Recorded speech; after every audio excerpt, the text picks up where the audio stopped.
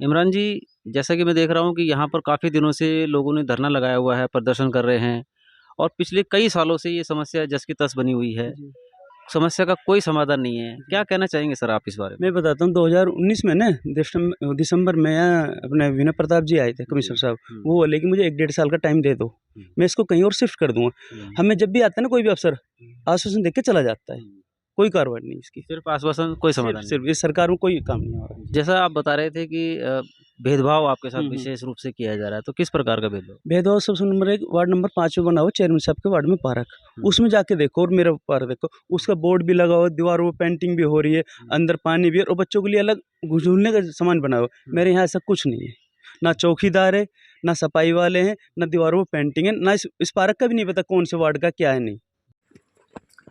पटौदी का ये क्षेत्र जहाँ कूड़ों की भरमार है, बीमारियों को स्पष्ट न्योता दिया जाता है, उपेक्षाओं का शिकार, जिससे मतदाता बेहद ही खफा हैं, नाराज हैं।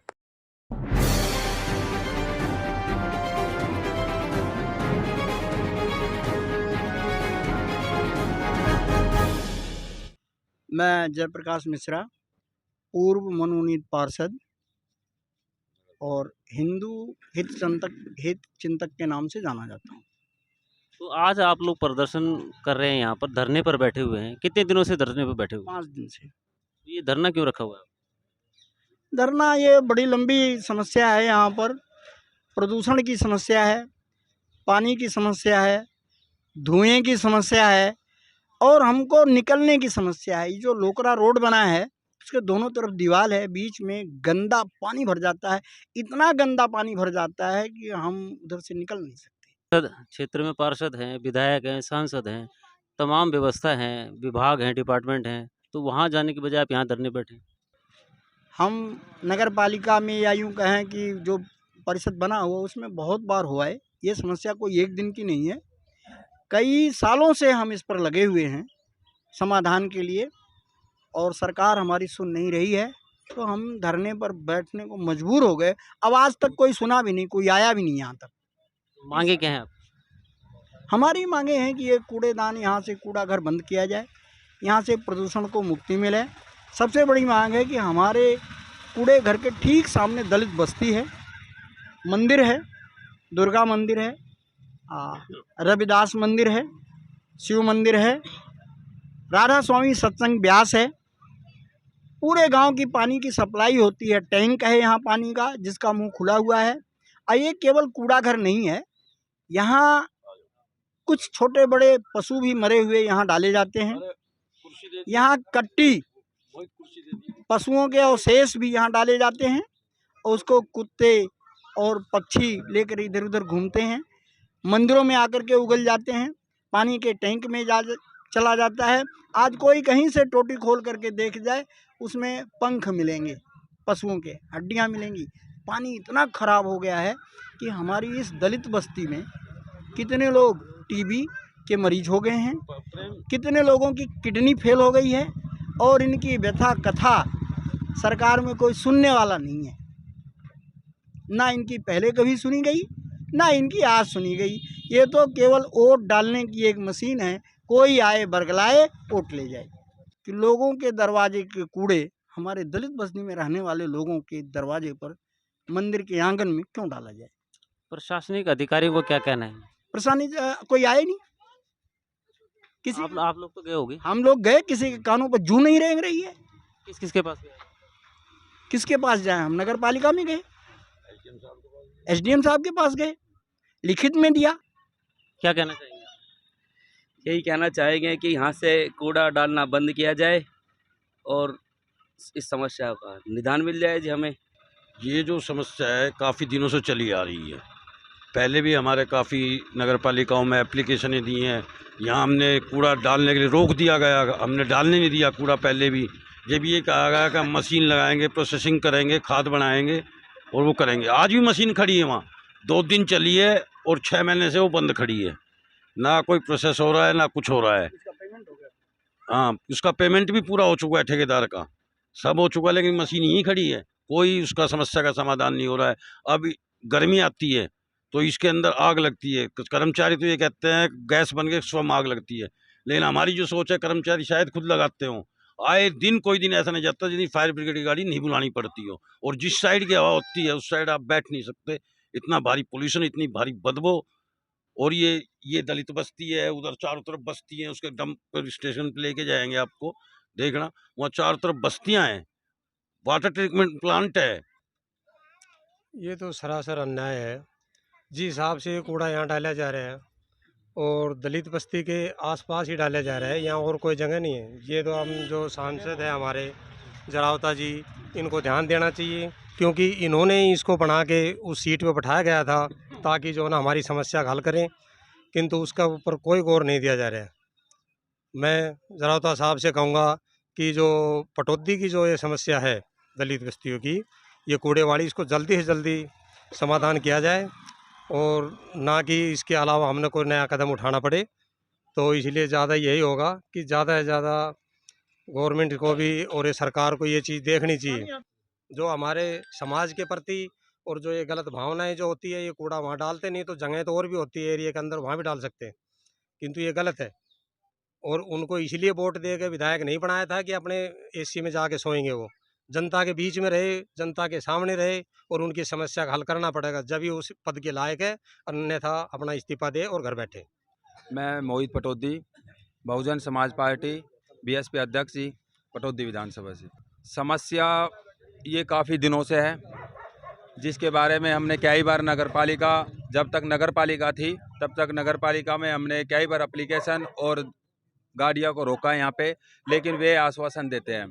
अभी आपने पीछे 6 महीने से मशीन लगी हुई है जो कूड़े को खाद के रूप में बदलने के लिए, लेकिन वह 2 ही दिन चली अभी तक, और उसके अलावा नहीं। और ये कूड़े से इतनी बड़ी समस्या है, गर्मियों में पोल्यूशन होता है, धुएँ, उसमें नगर पालिका वाले जो कार्य करते हैं लोग, वे उसमें आग लगा देते हैं, और उस आग लगने के कारण पूरे मोहल्ले में, समाज में, इधर बस्तियाँ जितनी भी है सब में धुआं फैल जाता है, पोल्यूशन फैलता है, जिसके वजह से जो जनता है परेशान है।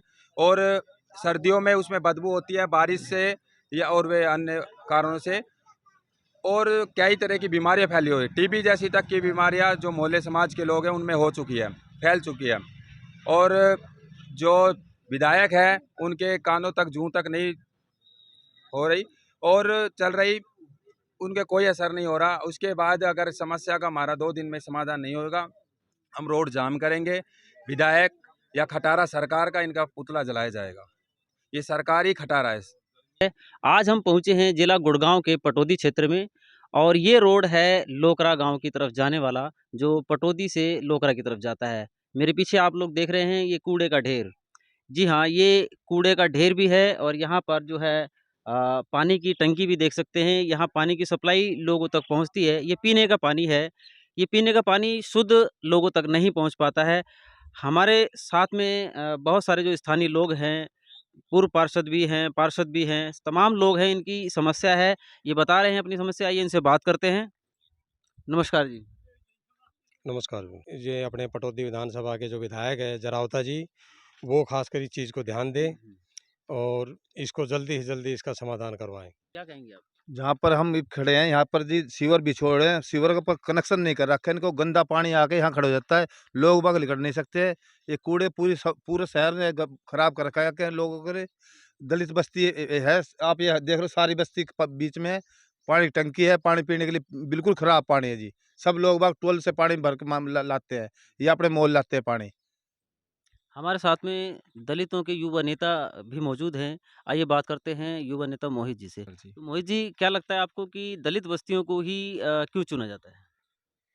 ये सरकार में सबसे ज़्यादा तो उत्पीड़न जो इसी सरकार में दलितों के साथ हुआ है, और पूरी पटौदी में बहुत सी जगह ऐसी है जहाँ कूड़ा डल सकता है, नगर पालिका, नगर परिषद कूड़ा डाल सकती है, लेकिन अजबद के उन्हें दलितों से ही पता नहीं क्या दुश्मनी है, जो दलितों के कॉलोनियों में, दलितों के मोहल्ले में कूड़ा डाला जाता है। अब ये देख लो कूड़ा कितना बड़ा जो ढेर लगा हुआ है, ये पहाड़ बन जाता है। अभी 6 महीने पहले मशीन लगाई थी, ओनली 2 दिन वो मशीन चली है। पीछे ही पानी का टैंक है, पानी के टैंक में मरे हुए यहाँ पशु डलते हैं, उनका मांस उस टैंक में डाल देते हैं पक्षी, और उसी पानी दूषित पानी को पूरी पटौदी पीती है, और जिसके कारण से बीमारियां फैलती है। टीबी जैसी तक की बीमारियां ये समाज के मोहल्ले के लोगों में हो चुकी है।